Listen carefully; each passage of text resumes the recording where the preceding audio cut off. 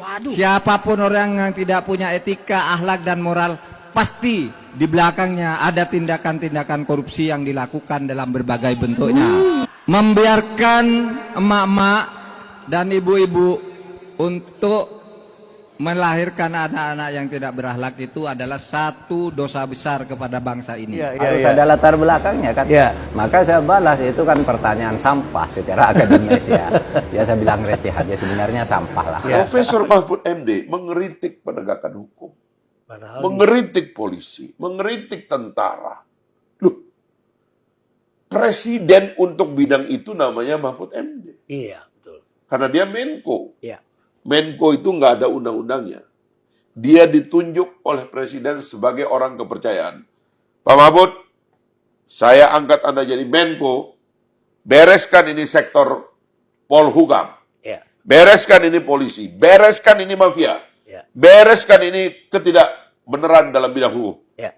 Tiba-tiba dia tidak lakukan, dia jadikan keluar. Ada menteri yang masih duduk di kabinet Jokowi, akan tetapi dalam pernyataan-pernyataannya menyerang seolah-olah Jokowi itu dan kabinet Jokowi gagal dalam berbagai hal.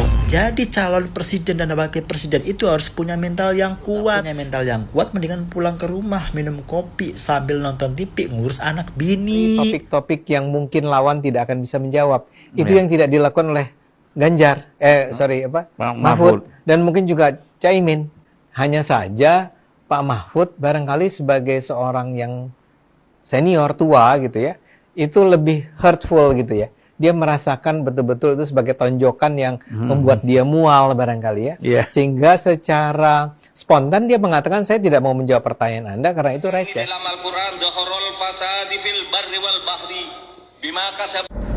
Mohon maaf Prof, izin stick ya.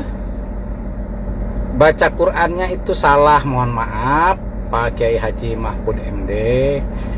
Bukan Doharol Pasadi Pak. Yang benar itu Doharol Pasadu.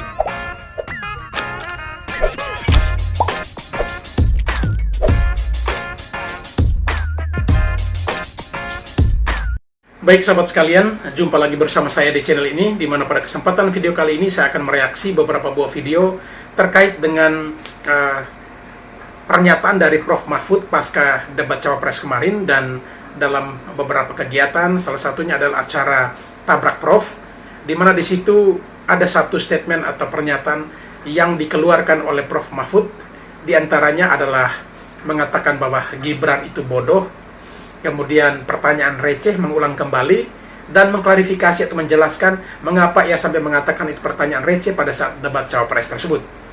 Namun ada satu hal atau satu pernyataan yang membuat publik kaget, bukan main, itu dikarenakan satu pernyataan yang memang kalau dipikir-pikir sangat tidak pas atau tidak pantas disampaikan atau dilontarkan oleh seorang Prof. Mahfud yang notabene adalah orang yang paham dan ya sudah bergelar profesor, yaitu kalimat yang diungkapkan adalah jika membiarkan seorang ibu melahirkan seorang anak yang tidak beretika dan beradab, itu sama halnya merugikan negara atau bangsa ini. Pernyataan seperti ini mungkin kurang etis ya disampaikan di depan publik. Karena ini ketika kita menyampaikan seperti itu, tidak ada satu ibu pun yang tahu bahwa anak yang bakal ia lahirkan adalah tipikalnya beretika atau beradab. Karena beretika atau beradab dalam proses kehidupan seorang anak manusia tentunya dimulai dari rumah, dibimbing oleh orang tua, dididik oleh orang tua, lalu di lingkungan sekolah, lingkungan masyarakat, dan seterusnya. Tetapi kalau statement atau pernyataan dari Prof. Mahfud yang mengatakan bahwa ada seorang anak yang dilahirkan, atau jangan membiarkan seorang ibu melahirkan seorang anak yang tidak beretika atau beradab, karena itu akan merugikan bangsa. Ini pernyataan yang mungkin akan menyinggung perasaan dari para ibu-ibu. Karena tidak ada satu ibu pun yang tahu bahwa dalam kehidupan seorang anak yang nanti akan lahirkan, apakah berjalan mulus atau tidak. Dan juga hal-hal seperti ini, kalimat yang mungkin boleh dikatakan receh seperti ini, harusnya tidak pantas untuk diungkapkan oleh seorang calon pemimpin. Apalagi ini seorang profesor. Dan itu yang memang sangat disayangkan oleh banyak pihak karena pernyataan dari Profesor Mahfud MD ini. Oleh karena itu dalam kegiatan Tabrak Prof juga ada beberapa pernyataan yang memang sangat menyindir atau menyinggung, sekalipun tidak disebutkan, tetapi bahkan di satu kesempatan dalam video ini nanti kita tampilkan, yaitu Prof Mahfud ketika diwawancarai oleh seorang profesor juga, ya, Pak Renal Kasali. Prof Mahfud sempat mengatakan hal yang sama, bahwa Gibran itu bodoh, ya. Kemudian yang berikut, ia juga mengungkapkan kepada publik bahwa Gibran berpikir Prof Mahfud itu bisa dibodohin, tetapi justru ia malah diserang balik, ya, kata Prof Mahfud demikian. Dia berpikir saya bodoh, mungkin mudah dibodohkan, ya. Jadi seolah-olah pertanyaan dari Mas Gibran itu dengan maksud untuk membodoh-bodohi dia. Tetapi seperti kita ketahui dan juga pernyataan banyak pihak, bahwa pertanyaan yang dilontarkan oleh Mas Gibran itu adalah memiliki bobot yang cukup penting. Apalagi kita sekarang memasuki satu dunia yang semuanya harus bisa kembali kepada alam. Dan artinya bahwa ya pergeseran mulai dari energi fosil ke energi terbarukan, ya seperti nikel diganti menjadi LFP dan lain sebagainya. Tetapi justru hal tersebut membuat Prof Mahfud tidak nyaman dan harus mengatakan bahwa Gibran itu bodoh.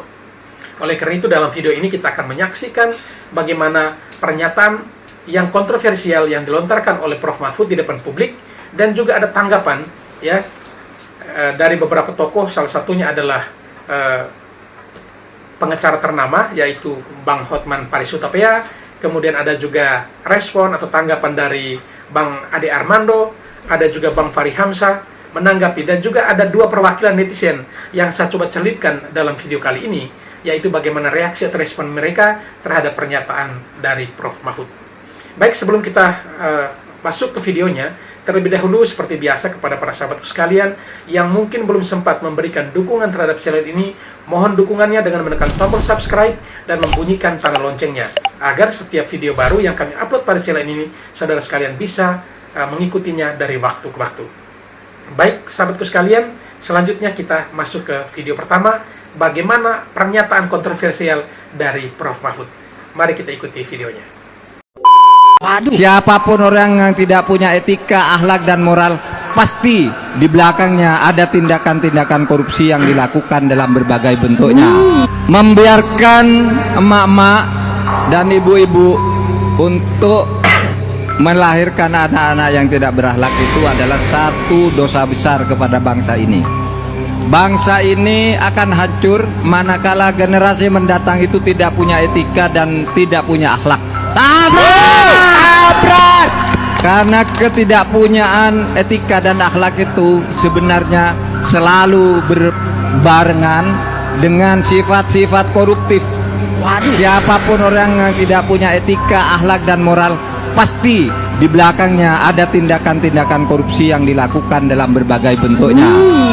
Oleh sebab itu, kepada siapapun, jangan sampai membiarkan anak-anak muda kita, ibu-ibu kita yang akan melahirkan anak-anak, juga dilahirkan di dalam situasi yang kurang akhlak. Itu bertentangan dengan budaya Indonesia, bertentangan dengan ajaran agama, bertentangan juga dengan tata hukum Indonesia. Tabrak! Baik sahabat sekalian, kita sudah menyaksikan dan mendengarkan bersama pernyataan dari seorang profesor, yakni Profesor Mahfud MD, di mana ada satu kalimat yang cukup kontroversial, ya menurut kita, yang orang-orang awam, kalau orang-orang yang mungkin punya pengetahuan tinggi, pasti mungkin mereka tidak berpikir ke arah itu. Tetapi di sini ada satu kalimat bahwa membiarkan seorang ibu yang melahirkan seorang anak yang tidak berakhlak itu sebuah dosa besar. Dan ini mungkin masih juga ada keterkaitan dengan debat Cawapres kemarin. Jadi tidak pernah ada seorang ibu pun yang tahu bahwa anak yang ia kandung itu berakhlak atau tidak. Karena berakhlak memang akan dibentuk dari rumah, tetapi seterusnya dari lingkungan sekolah, lingkungan sekitar, atau lingkungan tempat di mana ia berada. Dan jikalau ini dikait-kaitkan dengan kegiatan debat Cawapres kemarin, mungkin ini sudah keluar begitu jauh. Dan pernyataan seperti ini memang sangat disayangkan. Kenapa harus seorang Prof Mahfud yang memberikan pernyataan demikian? Karena pernyataan moral begini, ya pasnya mungkin orang-orang yang ya tidak paham, ya mungkin pendidikannya tidak setinggi ini. Tetapi kalau Prof. Mahfud menyampaikan demikian, berarti itu sudah menjadi sesuatu yang luar biasa. Dan publik pun akan melihat bahwa pernyataan yang ini cukup kontroversial, dan mungkin tidak sedikit pula ada ibu-ibu yang mungkin tersinggung ya dengan pernyataan beliau ini. Sekalipun ini pernyataan yang diplomatis, tetapi memang kita tahu untuk siapa pernyataan ini diarahkan. Dan oleh karena itu, justru dengan statement-statement seperti ini yang terus-terusan menyerang lawan, tentunya juga bukan mendongkrak elektabilitas mereka, tetapi justru akan nyungsep. Hal ini sudah terbukti beberapa kali ketika Presiden Jokowi diserang, baik dirinya, keluarganya, dan bahkan sampai ke Prabowo Subianto. Apa yang terjadi? Ya, apa yang terjadi? Justru Paslon 03 malah nyungsep dan bahkan disalib oleh Paslon 01. Ini berdasarkan data dari lembaga-lembaga survei yang ya cukup independen, cukup berpengaruh dan punya pengalaman di dalam pilpres maupun pilkada, pilgub yang terjadi di negara kita. Oleh karena itu, ya dengan pernyataan ini setidaknya akan bukan membangkitkan simpati masyarakat, tetapi justru akan melahirkan yang namanya antipati. Karena justru demikian, bukannya orang malah simpati menjadi salah satu follower atau para pendukungnya, tetapi justru orang akan beralih dukungannya kepada paslon lainnya hanya karena pernyataan-pernyataan model seperti ini. Yang mungkin kita pikirkan, ya selama ini kita berpikir bahwa Profesor Mahfud adalah orang yang sudah cukup matang, baik usia maupun pendidikannya, ya pengalamannya cukup. Tetapi sangat disayangkan kalau toh harus pernyataan seperti ini harus keluar dari mulut beliau. Baik, kita lanjut ke video berikutnya. Dan saya minta kepada pemerintah daerah yang kenal baik dengan saya, jangan menjemput saya atau melayani saya kalau saya ke daerah. Karena saya tidak mau menggunakan jabatan saya itu untuk menggunakan fasilitas kepemerintahan. Maksud saya ini agar ditiru oleh yang lain. Kalau menjadi calon presiden, kalau calon wakil presiden, jangan mau dijemput oleh pejabat daerah, jangan mau diantar, jangan mau didampingi. Hanya minta pengamanan saja kepada Polri.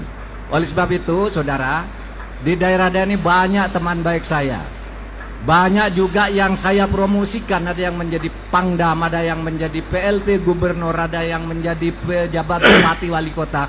Semuanya saya bilang ke staf, kalau saya datang ke daerah dia, jangan hubungi dia untuk menjemput saya atau berkomunikasi dengan saya atau menjamu saya. Jangan hubungi dia.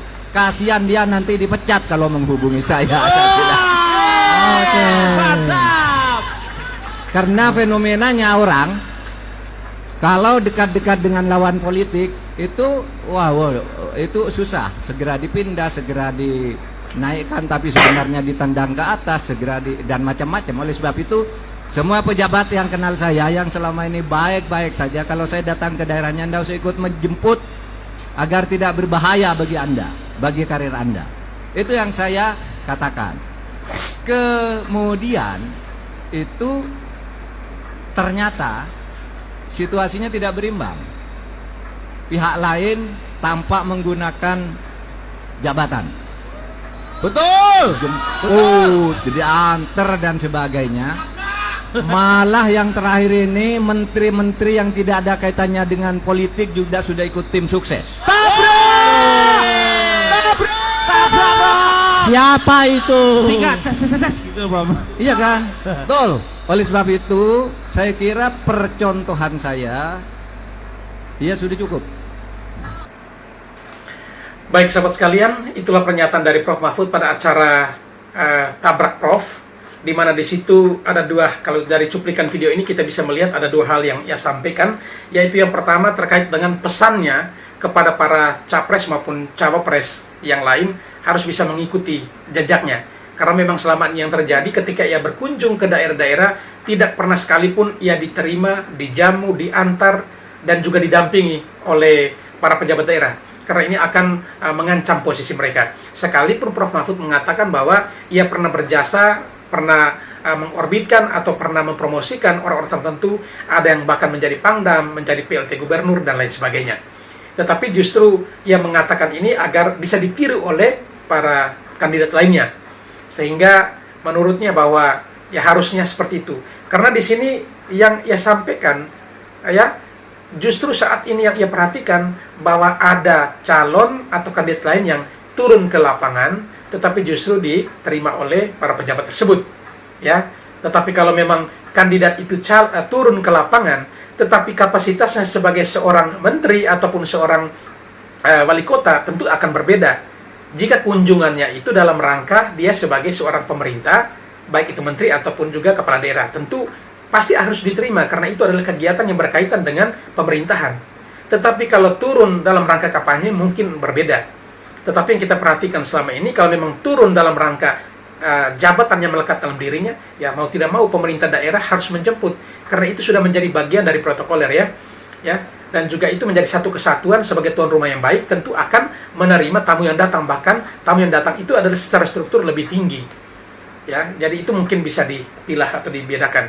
Dan justru pernyataan kedua dari Prof. Mahfud barusan yang kita dengar itu adalah yang ia lihat sekarang banyak menteri yang tidak ada kaitannya dengan politik pun sudah turun membantu untuk atau menghadiri kampanye-kampanye. Tetapi ada juga pernyataan dari salah satu menteri di kabinet ini, atau kabinet Jokowi saat ini, beliau menyampaikan bahwa, ya, saya turun ikut kampanye biasanya di hari libur, kalau hari kerja itu saya cuti, dan saya tidak pernah menggunakan fasilitas negara. Nah, itu disampaikan oleh salah satu menteri, yakni Pak Bahlil. Sehingga, ya, tidak ada sangkut paut, ya, tidak ada berkaitan dengan pelanggaran hukum sebenarnya. Karena ia turun dalam rangka memang mendamping atau mengikut kampanye, tetapi justru tidak di hari kerja. Seperti itu. Jadi mungkin memang pernyataan Prof ini bisa jadi sebagai bentuk antisipasi, bisa jadi sebagai teguran. Tetapi kalau memang seperti pernyataan pertama, ketika turun ke lapangan dan diterima atau dijamu oleh sikap pemimpin daerah tersebut, ya kalau memang yang hadir itu juga membawa dirinya sebagai seorang menteri ataupun seorang kepala daerah, tentu juga pasti akan ceritanya berbeda. Wajib hukumnya diterima, ya, karena itu sudah menjadi tradisi. Tetapi kalau memang hadir dalam rangka kampanye, mungkin di lain cerita lagi. Sehingga ini yang perlu dilihat, jangan sampai semuanya diborong. Sekalipun dia turun posisi sebagai capres ataupun cawapres, tapi kehadiran beliau sebagai seorang pemerintah, baik menteri ataupun kepala daerah, tentu wajib hukumnya diterima. Karena memang tidak ada embel-embel kampanye. Lain kalau kampanye. Ya, itu mungkin perlu diluruskan. Baik, mari kita ikuti video selanjutnya. Debat cawapres kemarin dengan gaya yang wow, cari apa tuh? cari pisang. Kirain cari etika, Mas. Cari pisang. Oh, Nah, iya. kita mau tanya, menurut Profesor Mahfud, dengan gaya Gibran kemarin dalam debat cawapres, menurut Prof. Mahfud gimana, Prof? Buat generasi milenial, generasi Gen Z, dan generasi yang sekarang, Prof? Itu asumsi pelatihnya itu menurut saya menganggap Gibran bodoh dan menganggap saya juga bodoh. Dikiranya bisa dikerjain kayak gitu kan? Jadi Mas Gibran itu dilatih agar gini-gini biar mempermalukan saya gitu. Dari apaan, Bob? Padahal yang dilihatkan Mas Gibran tuh nada isinya, sehingga saya katakan ini pertanyaan receh. Kenapa receh? Betul. Karena begini, kalau orang bertanya sesuatu itu, kalau akademis ada latar belakangnya dulu. Ini ada peristiwa ini, peristiwa ini. Apa menurut Bapak? Harusnya gitu. Ini belum ada peristiwanya, langsung tanya apa menurut Bapak tentang ini. Itu kan secara akademis untuk anak SD kelas 3.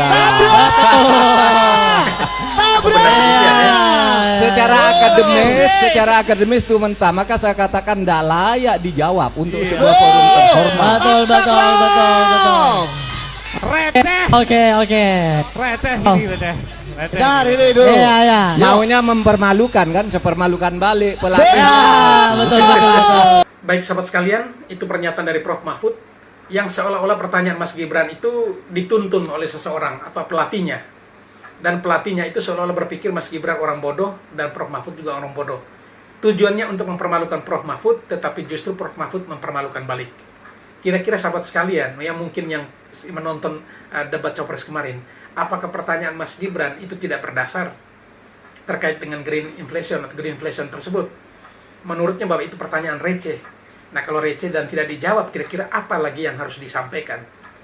Ya, jadi menurut Prof. Mahfud bahwa maksud dan tujuan pertanyaan Mas Gibran bukan untuk mendapatkan jawaban, tetapi tujuannya untuk mempermalukan beliau, mempermalukan Prof. Mahfud.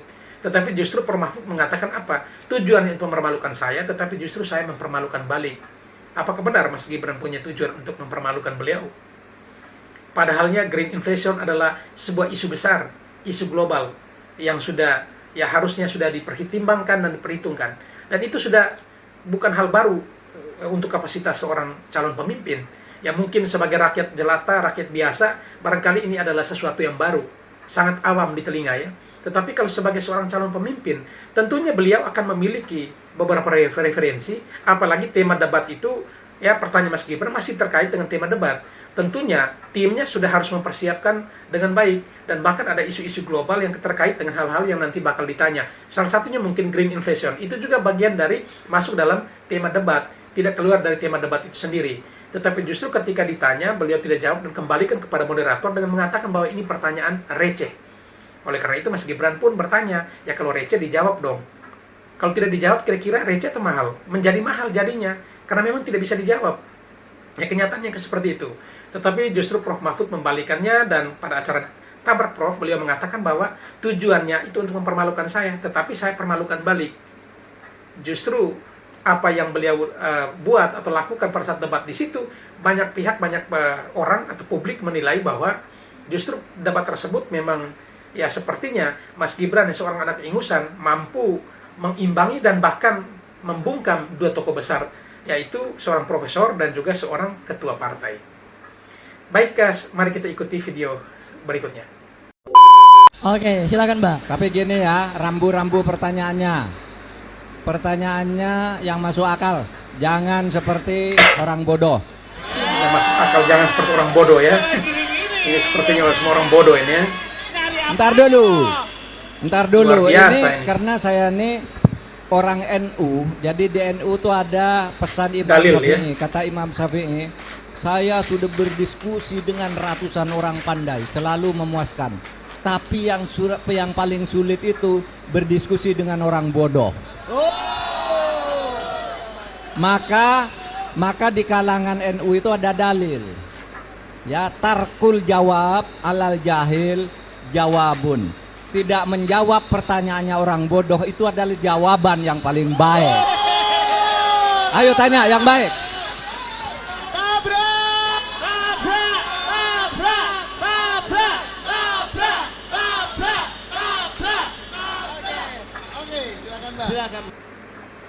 Baik sahabat sekalian, memang Prof. Mahfud itu orang pintar.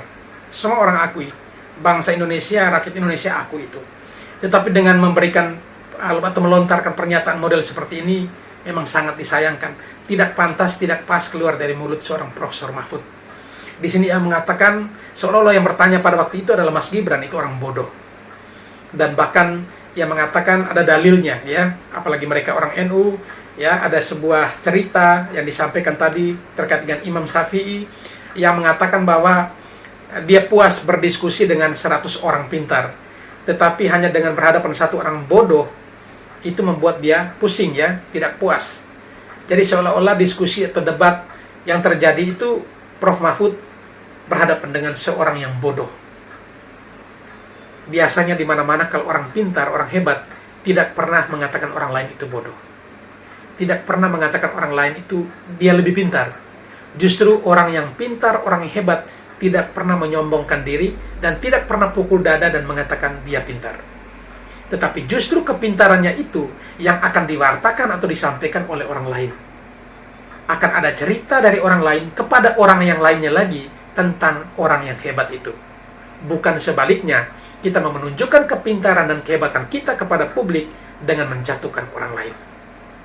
Ingat, kegiatan debat itu ditonton jutaan pasang mata. Dan dengan adanya media sosial ini makin hari makin banyak ya konten kreator, para pengguna medsos akan mengikuti dan melihat itu. Lalu ketika Prof. Mahfud mengatakan demikian, seolah-olah bahwa Mas Gibran orang yang menjadi lawan debatnya itu adalah orang bodoh. Ini sangat disayangkan. Kalau benar dia orang bodoh, tentu masyarakat Solo tidak akan memilih dia menjadi wali kotanya.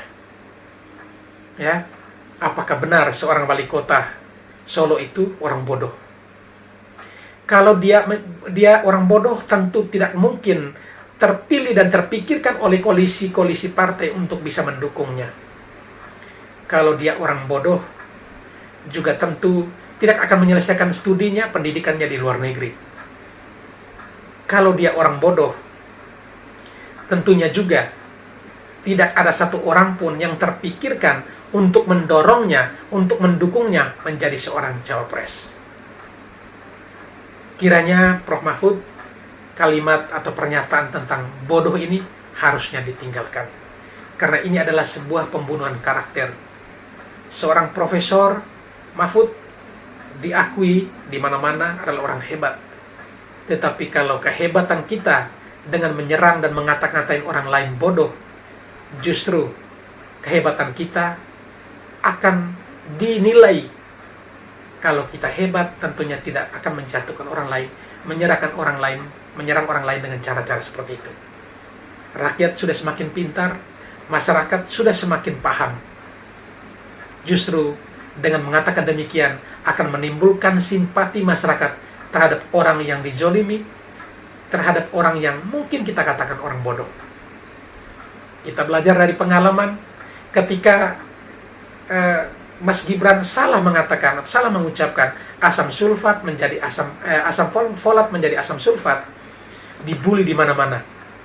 Tetapi justru ya, kubu dari Prabowo Gibran melihat sematan kalimat atau kata yang diperuntukkan atau yang diberikan kepada Mas Gibran dengan kata atau sebutan Samsul, mereka tidak pernah marah. Justru mereka jadikan atau branding Samsul itu menjadi sesuatu yang positif. Bahkan Mas Kaisang kemana-mana, PSI pendukung Samsul Indonesia. Dan bahkan Mas Gibran ketika main futsal bersama dengan orang-orang muda, ya, jersey yang ia pakai tulisannya bukan Gibran tetapi Samsul. Dan masih banyak branding-branding dari yang negatif yang dibentuk oleh kubu paslon 03 ataupun 01, justru dijadikan branding yang positif oleh kubu 02. Dan itu mereka sukses. Belimbing sayur misalnya, itu pun justru mereka merespon dengan sesuatu yang positif. Ya, belimbing sayur itu biasanya guyonan kami dan lain sebagainya. Dan itulah yang mungkin yang sering terjadi selama ini, yang kita lihat branding-branding negatif diubah menjadi branding yang positif. Baik, kita lanjut ke video berikutnya. Pedang hukum tumpul itu karena terjadi permainan saling sandera menyandera di antara pelaku kejahatan itu. Yang satu bilang kalau saya ditindak ini, kamu saya tindak yang ini gitu, saling sandera. Kemudian memang ada kong kali kong di antara mereka, sehingga misalnya tiba-tiba ada klaim atas sebuah izin usaha yang akte kepemilikannya berubah dengan misalnya notaris yang palsu atau dipalsukan. Lalu itu masuk ke kantor Kumham melalui online, nah orang lalu tiba-tiba kehilangan yang begitu. Itu karena memang kejahatan yang sudah direncanakan, dan itu sebenarnya salah satu masalah kita di dalam mengurus sumber daya alam kita. Jadi termasuk di bidang keagrarian, kehutanan, pertambangan, perikanan dan sebagainya. Gitu ya. Yuk. Baik sahabat sekalian, itu pernyataan dari Prof. Mahfud bahwa pedang hukum kita tumpul ya. Tumpul dikarenakan adanya saling sandera antara satu dengan yang lain.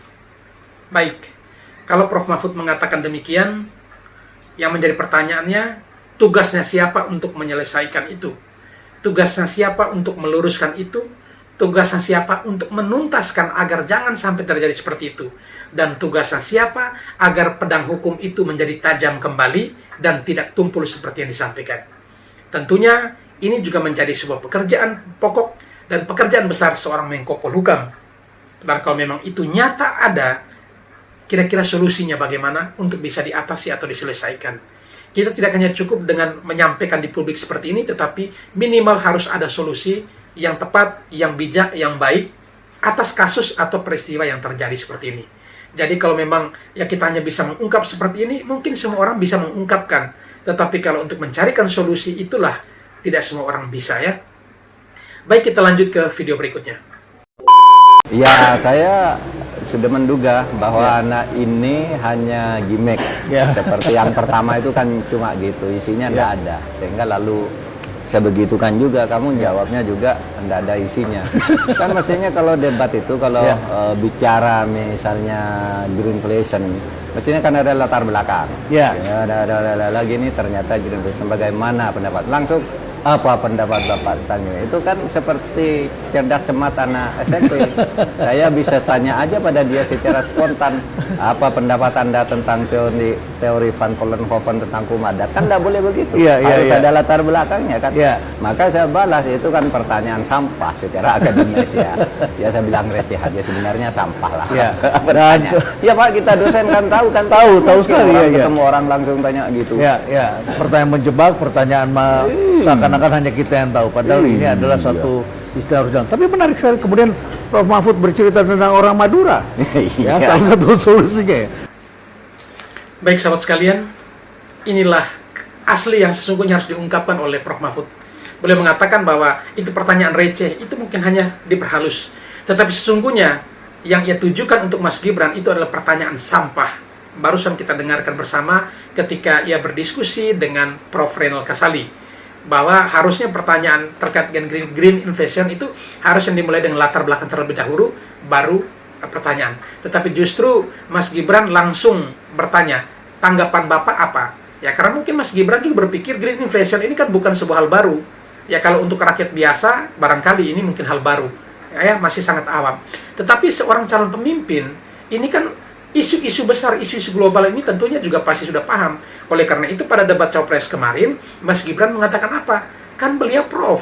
Ya, Prof ini sekalipun memang bidangnya hukum, tetapi setidaknya isu-isu besar seperti ini tentu akan dia juga akan paham.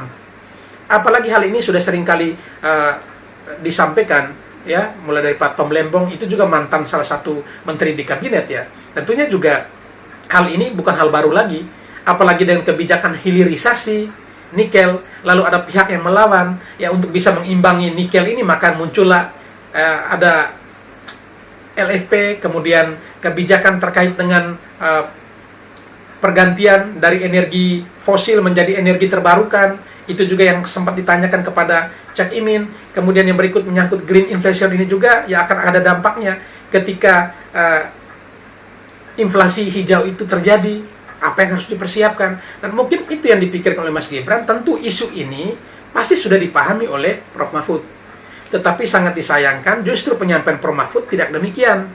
Malah ia mengembalikan pertanyaan itu kepada moderator dan mengatakan ini pertanyaan receh.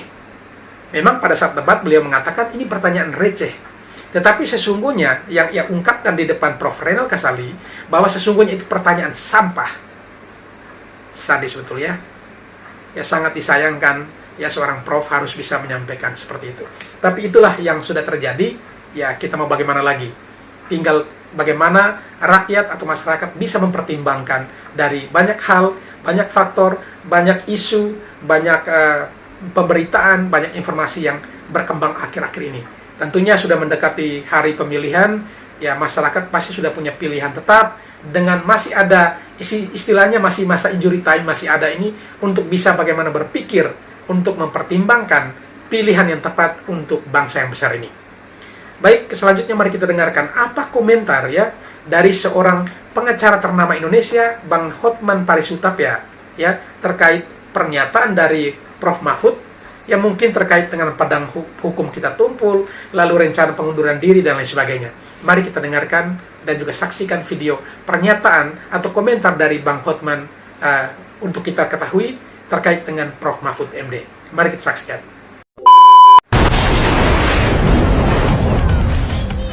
Gibran bodoh dan menganggap saya juga bodoh. Dikiranya bisa dikerjain kayak gitu kan? Ini pertanyaan receh. Ada menteri yang masih duduk di kabinet Jokowi, akan tetapi dalam pernyataan-pernyataannya menyerang seolah-olah Jokowi itu dan kabinet Jokowi gagal dalam berbagai hal. Ya harusnya kalau Anda sudah memilih haluan politik yang berbeda, harusnya mundur dong. Itu namanya etika. Hanya di Indonesia kejadian seperti itu, menteri yang menentang presiden malah masih bercokol sebagai menteri, bertahan entah untuk apa. Etika. Boleh tanya orangnya sendiri, betul kan Jamin? Betul. Jadi insya Allah kita tunjukkan ya Cak Imin ya, kita tunjukkan ya. Insya Allah tidak usah takut, 14 Februari kita Coblos nomor 2 ya, nomor 2. Pak Prabowo, Mas Gibran. Oke, salam Gibran. Betul Jamin? betul. Baik sahabat sekalian, itulah pernyataan dari Bang Hotman Paris Hutapea menanggapi, ini memang tidak disebutkan untuk siapa, tetapi sebenarnya juga ini untuk menanggapi pernyataan dari Profesor Mahfud MD seolah-olah bahwa pemerintahan Presiden Jokowi itu gagal, sekalipun ia menjadi bagian dari kabinet tersebut. Jadi kalau memang ada menteri yang masih ada dalam kabinet tetapi mengatakan pemerintahan gagal, ya harusnya juga dipikir kembali. Dan ini akan dikaitkan soal etika sebenarnya. Jika memang itu sudah tidak sesuai dengan hati nurani kita, ya keluar saja, mundur dari kabinet itu, sehingga ketika kita berada di luar untuk memberikan koreksi, check and balance, dan lain sebagainya, tentu itu pasti akan berimbang. Karena memang ya kita keluar atas dasar ada hal-hal bobrok yang memang kita tidak sepakati atau tidak setujui. Tetapi jika kita tetap berada di dalam kabinet, kemudian kita mengatakan bahwa ini pemerintahan gagal, justru itu seperti tepuk air di dulang terpecik muka sendiri. Jadi kurang lebih seperti itu komentar dari Bang Hotman. Ya, ada menteri yang sampaikan Jokowi gagal, tapi beliau masih ada di dalam kabinet. Ya, mungkin ini juga menjadi salah satu hal yang perlu dipertimbangkan.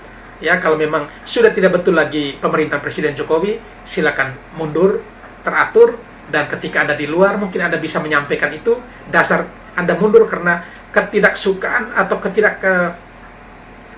pahaman, mungkin pemahaman sudah berbeda soal pemerintahan. Barangkali di bagian bidang tugas kita ada hal-hal kebijakan yang mungkin sudah melenceng dari tata aturan yang berlaku, sehingga kita putuskan untuk mundurkan diri. Tetapi kalau kita tetap berada di dalam kabinet itu, tetapi terus-terusan mengatakan bahwa pemerintahan ini gagal, berarti siapa yang gagal? Termasuk kita yang sebut gagal, kita juga harus berkorban atau juga bisa ya istilahnya berutang pada rakyat, bahwa kita juga memberikan sumbangsi atas kegagalan tersebut. Tetapi kalau memang dia gagal dikarenakan faktor ini itu, dan ini yang kita tidak suka, silakan mundur dan sampaikan. Saya sampai mengundurkan diri karena faktor ini yang saya tidak suka. Karena hal-hal ini tentunya akan merusak tatanan yang berlaku. Nah, itu baru benar. Tetapi kalau hanya berkuar-kuar tetapi tidak mengundurkan diri, ya sama saja. Ya, tetap istilahnya masih ada di dalam lingkaran itu, tetapi menjelek-jelekan pemerintahan yang ada. Dan kita menjadi bagian dari itu. Baik, selanjutnya mari kita dengarkan apa komentar dari Bang Ade Armando terkait dengan debat Capres kemarin yang ya menuai kontroversi dan juga cukup viral baru-baru ini dikarenakan apa? Ada pernyataan-pernyataan yang memang ya sudah keluar dari substansi dan bahkan ada pertanyaan yang harus dikembalikan kepada moderator karena menurut si kandidat bahwa ini adalah pertanyaan receh. Mari kita dengarkan apa komentar dari Bang Ade Armando. Dia melakukan rangkaian blunder sebetulnya, dan itu semua bermula dari serangannya Gibran. Kita tahu lah Gibran ketika dia minta agar Pak Ganjar ini memberikan penjelasan tentang green inflation, itu emang pertanyaan bercanda dalam artian itu taktik untuk menjatuhkan lawan. Jelas Pak Ganjar, Pak Mahfud kenapa Ganjar ya, maaf ya, Pak Mahfud nggak paham ya. Green inflation diajukan ke Pak Mahfud kan? Ke Mahfud ya. Yang sebetulnya akan lebih bijaksana kalau pada saat dia menjawab itu dia katakan bahwa saya kurang paham apa yang Anda maksud. Dan ketika setelah dijelaskan pun dia kurang paham, dia bilang saya minta maaf, saya kebetulan dalam hal ini tidak menguasai masalah. Itu jauh lebih baik kan daripada ketika dia malah menolak, mengatakan itu adalah pertanyaan receh. Karena sama sekali nggak receh, ya kebetulan aja dia nggak paham, dan celakanya ada pertanyaan jebakan itu muncul dari timnya Gibran. Dan itu yang menjelaskan bahwa Gibran ini pasti melakukan ada rencana strateginya lah, ada rencananya lah. Cari topik-topik yang mungkin lawan tidak akan bisa menjawab. Itu yang tidak dilakukan oleh Ganjar, Mahfud, dan mungkin juga Caimin. Hanya saja Pak Mahfud barangkali sebagai seorang yang senior, tua gitu ya, itu lebih hurtful gitu ya. Dia merasakan betul-betul itu sebagai tonjokan yang membuat dia mual barangkali ya. Sehingga secara spontan dia mengatakan saya tidak mau menjawab pertanyaan Anda karena itu receh. Nah, sejak saat itu coba Anda lihat, coba kita putar ulang nih. Betul-betul berubah cara Pak Ganjar, Pak Mahfud menyampaikan gagasan-gagasannya. Disitulah kesalahan dia ya. Seharusnya kalau saja dia sebelum maju sudah melakukan persiapan yang cukup dan timnya itu berusaha mengidentifikasi kira-kira topik-topik apa yang belum dikuasai, mungkin ini tidak akan terjadi ya. Caimin pun begitu. Cuman Caimin jauh lebih baik menanggapinya. Tapi walau bagaimanapun tetap justru sesi tanya jawab di antara ketiga orang ini kelihatan sekali betapa Pak Mahfud dan Caimin termakan dengan jebakannya Gibran dan nilainya terpaksa rendah dalam hal ini.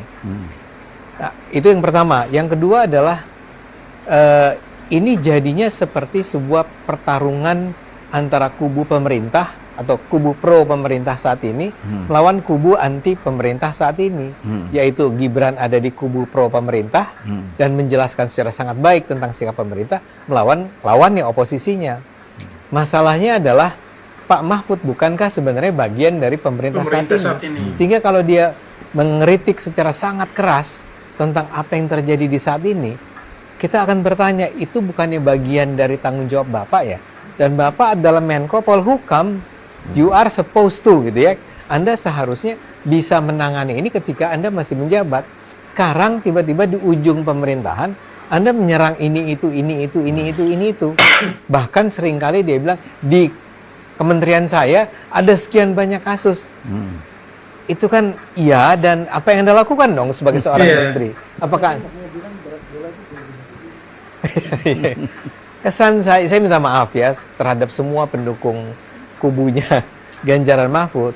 Tapi yang kali ini sebetulnya dari awal sebetulnya lumayan ya. Kita pada awal tadi bilang kalau saya sejak awal udah melihat Gibran itu superior dari yang lain, tapi kurang lebih netral lah. Tapi di saat-saat terakhir karena barangkali kubu Gibran itu memang dengan cerdik ya, berusaha mengangkat topik-topik yang menyulitkan lawan bicaranya, dan ternyata lawan bicaranya karena tidak melakukan preparation, persiapan yang cukup, sehingga dia merasa bahwa gue kejebak nih dan gue nggak tahu cara bagaimana melepaskan diri dari jebakan itu. Nah, Pak Mahfud menunjukkan sikap yang menurut saya terlalu emosional. Jadi orang tua yang marah karena diledek sama anak mudanya. Dan Gibran itu betul-betul memang menurut saya dengan sengaja menyiapkan itu ketika dia bilang, Bapak kan profesor. Nah, saya ingat sekali joke yang dibikin oleh siapa namanya, Butet, yang bilang bahwa bayangin nanti ada perdebatan antara profesor dan S1 gitu kira-kira. Kayak gitu loh. Jadi ya saya minta maaf lah pada Bung Pak Mahfud. Baik sahabat sekalian, komentar dari Bang Ade Armando ini cukup keren ya. Beliau setelah menyaksikan debat Cawapres dan memberikan komentar. Di sini ada beberapa catatan yang coba saya tulis di sini adalah bagaimana Bang Ade Armando mengungkapkan bahwa sesungguhnya ketika pertanyaan dari Mas Gibran terkait dengan Great Invasion itu yang ditujukan kepada Prof. Mahfud, jika mungkin Prof. Mahfud itu belum menguasai, harusnya disampaikan secara jujur. Mungkin dengan menyampaikan secara jujur, disitulah nilai plusnya akan ia dapatkan. Karena memang orangnya jujur mengatakan atau mengungkapkan bahwa memang ini saya belum kuasai. Tolong dijelaskan terlebih dahulu supaya saya paham untuk saya bisa memberikan jawaban. Justru kalau yang begini keren. Tetapi dengan berkelit dan mengatakan bahwa itu pertanyaan receh dan kembalikan kepada moderator, justru itulah kehilangan nilai sebenarnya. Ya, kehilangan nilai positif dari pernyataan Prof. Mahfud ini. Kemudian yang berikut adalah terkait dengan taktik yang dijalankan oleh Mas Gibran, yang menurut Bang Ade Armando ini cukup cerdik, taktik yang ia buat. ya untuk memancing emosi lawan. Dan bahkan ketika ia mengatakan, ya saya tidak menjelaskan terlebih dahulu latar belakang tentang greenflation itu dikarenakan apa? Ya karena beliau kan profesor. Nah ini sebenarnya juga adalah ungkapan yang sesungguhnya ditujukan oleh Mas Gibran seperti yang disampaikan oleh Bang Andi Armando tadi. Mungkin kita teringat kembali dengan video Mas Butet yang menyampaikan bahwa kita akan saksikan debat cawapres kali ini akan menjadi yang luar biasa dan mencatat sejarah ya perpolitikan tanah air. Kenapa? Karena akan terjadi perdebatan antara seorang profesor melawan seorang yang ya anak kecil ya yang usianya ber-35 tahun. Kira-kira akan terjadi seperti apa? Dalam benak Mas Butet bahwa Gibran akan diobok-obok habisan oleh seorang profesor dan juga seorang politikus kawakan seperti Cak Imin. Nyatanya seorang anak ingusan belimbing sayur asam sulfat mampu mengimbangi dan bahkan membungkam dua orang atau dua tokoh yang mungkin lebih dijagokan ketimbang Mas Gibran. Oleh karena itu, dengan ya langkah yang ditampilkan atau dibuat oleh Prof. Mahfud, justru itu mengurangi nilai positif yang ada. Jika ya secara jujur menyampaikan, justru itu akan menambah simpati dari publik yang melihat atau menonton debat tersebut. Kemudian yang berikut yang disampaikan di sini adalah di kementerian ya, Prof. Mahfud pernah mengatakan dalam debat tersebut ada satu kalimat yang mengungkapkan bahwa di kementerian saya itu ada banyak kasus. Nah ini memang ada sebuah kalimat yang blunder sebenarnya.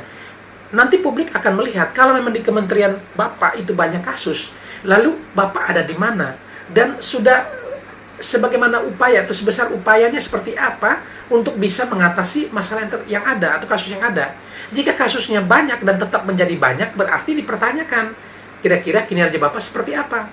Kalau kasusnya banyak, makin banyak tapi tidak dituntaskan, hanya melaporkan banyak tetapi solusinya tidak ada. Dan ini sebenarnya sebuah blunder besar.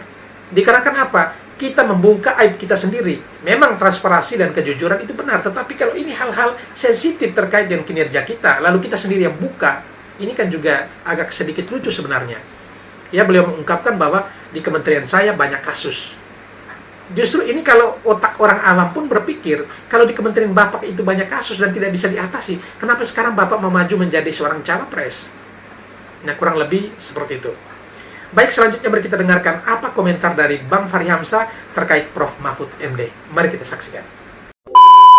Lucu melihat Mahfud MD dan Muhaimin tiba-tiba bersekongkol menyalahkan kabinetnya sendiri yang dia masih ada di dalam kabinetnya. Gimana cerita aku sama abang ini kita kongsi, ya kan? Tiba-tiba kita duduk rapat, maki-maki perusahaan kita. Berantem. Itu bagaimana? Nggak bisa begitu. Kalau Anda betul-betul ini punya warna keluar dan katakan, kami di luar, kami tidak setuju dengan cara Anda memimpin, kami tidak setuju dengan program ini, dengan isu ini dan sebagainya, dilawan. Rakyat bilang, ini alternatif.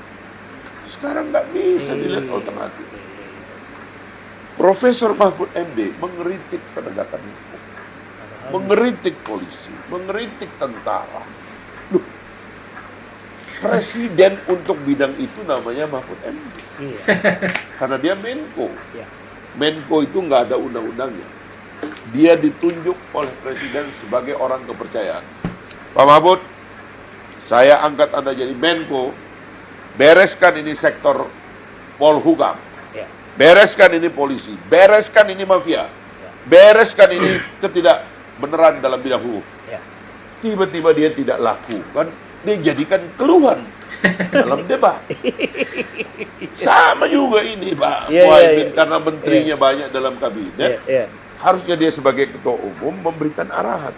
Loh, tiba-tiba dia ngambil keluhan dari rakyat yang harusnya keluhan itu dilaksanakan oleh menteri-menteri. Keren ya pernyataan dari Bang Fahri Hamzah mengomentari debat Cawapres kemarin, di mana ia perhatikan seolah-olah Prof. Mahfud dan juga Cak Imin bersekongkol untuk menyerang Mas Gibran. Dan bahkan pada kesempatan tersebut mereka menyerang soal kinerja dari pemerintah saat ini. Walau mereka sendiri tidak sadar bahwa mereka adalah bagian dari pemerintahan. Prof. Mahfud adalah Menko Polhukam dan juga Cak Imin adalah Ketua Umum Partai PKB, di mana PKB juga ada kurang lebih satu atau dua orang menteri yang ada di dalam kabinet saat ini. Sehingga kalau memang diperhatikan Prof. Mahfud mengeluh, Cak Imin juga mengeluh, itu mungkin tidak tepat sasaran. Dikarenakan apa? Kalau memang mengeluh soal tumpulnya pedang hukum, itu menjadi tugas pokok dari seorang Menko Polhukam untuk bereskan. Mengeluh soal hal-hal lain seperti yang disampaikan oleh Cak Imin, harusnya itu juga dibereskan oleh menteri-menteri dari PKB. Ya bukan tunggu momen debat baru curhat seperti ini kepada publik. Ini ceritanya curhat. Curhat kepada publik, justru publik akan sangat kecewa. Jika Anda hal-hal seperti ini saya curhat kepada kami, lalu siapa lagi yang kami bisa andalkan? Bukankah kalian kami percayakan melalui pileg maupun pilpres yang menghasilkan kalian inilah yang harus memperjuangkan hal tersebut? Bukannya curhat kembali kepada kami rakyat selaku ya orang yang telah memutuskan untuk memilih Anda dan juga pihak-pihak tertentu yang telah melahirkan Anda di dalam kabinet ini. Kurang lebih seperti itu ya. Baik, selanjutnya mari kita dengarkan komentar dari Prof. Mahfud pada saat kampanye. Kira-kira apa yang ia sampaikan? Paling tidak yang beliau sampaikan terkait dengan hukum. Mari kita dengarkan. Tanya gimana orang mau menegakkan hukum kalau dirinya juga melanggar hukum? Saya membuat korupsi. Saya tanya, gimana Anda mau membatalkan korupsi? Kalau Anda sendiri suka korupsi. Saya mau melindungi hak asasi manusia. Gimana melindungi hak asasi manusia kalau Anda sendiri pelanggar hak asasi manusia? Saya mau hidup bersama rakyat dalam kesederhanaan dengan pas-pasan. Gimana mau pas-pasan kalau harga sepatunya aja 70 juta, arlojinya 100 juta, outfitnya 32 juta. Gimana mau hidup sederhana seperti itu? Nggak bisa. Jadi penegakan hukum itu penting, karena kalau hukum tidak tegak, negara itu akan hancur sebesar apapun negara itu. Baik sahabat sekalian, kita sudah mendengarkan bersama Prof. Mahfud menyampaikan depan publik pada saat kampanye bahwa terkait dengan penegakan hukum ya, bagaimana Anda mampu menegakkan hukum kalau Anda sendiri melanggar hukum. Nah ini menjadi pertanyaan besar juga. Bukankah beliau yang mengatakan ini, beliau adalah Menko Polhukam? Kalau memang tidak beres, dia dibereskan. Kalau tidak bisa dibereskan, berarti pertanyaan besarnya, ya kinerja Bapak bagaimana? Lalu pada saat itu juga beliau menyampaikan atau menyindir terkait outfit ya, sepatu 70 juta, arloji ratusan juta dan sebagainya. Rasanya ini tidak perlu diungkapkan sebenarnya, karena ini kan bagian dari personal seseorang. Yang perlu diungkapkan adalah soal visi misi dan lain sebagainya. Enakannya itu adalah berkampanye, menyampaikan visi misi gagasan apa yang bakal dibuat, bukan mengevaluasi sesuatu yang kita sendiri menjadi bagian di dalam tim itu. Nah ini yang mungkin perlu dipertimbangkan dan diperhatikan. Baik, selanjutnya kita tersisa 2 video lagi, kita akan menyaksikan dan mendengarkan apa komentar dari 2 orang netizen berikut ini terkait dengan hal ini. Mari kita saksikan. Aduh, antara 01 sama 03 nih kalau begini ceritanya. Tapi nggak apa-apa, saya jelasin biar Anda paham ya, biar saya ngoceh biar Anda puas. Sekaligus Anda biar tahu ya betapa cintanya saya sama 02. Gini ya Tong ya, yang namanya debat itu memang sangat beresiko, sangat beresiko. Kita nggak bisa berharap mulus aja, nggak bisa. Karena kita nggak pernah tahu senjata apa yang sudah lawan siapkan, ya, trik-trik apa yang sudah mereka siapkan, sekaligus pertanyaan apa yang sudah mereka siapkan untuk menjebak lawan mainnya supaya mereka nggak bisa menjawab. Itu namanya debat. Kita nggak bisa cuman pelongok, kedepak lah kita. Ntar kalau pelongok dibilang lagi itu kok calon wakilnya Bapak Prabowo kok pelongok doang sih anak muda itu. Bisa apa tuh pelongok doang? Salah lagi. Gak pernah bener ya. Makanya itulah pentingnya mental yang kuat. Jadi calon presiden dan wakil presiden itu harus punya mental yang kuat. Kalau nggak punya mental yang kuat, mendingan pulang ke rumah minum kopi sambil nonton TV ngurus anak bini. Jangan gila-gila, hormat deh. Mentang-mentang udah sepuh maunya disungkemin mulu, nunduk mulu, diem aja. Nah kita keok kalau begitu. Ini kan serang menyerang ibarat kata. Saling promosi kan. Berharap jadi yang terbaik di antara yang terbaik.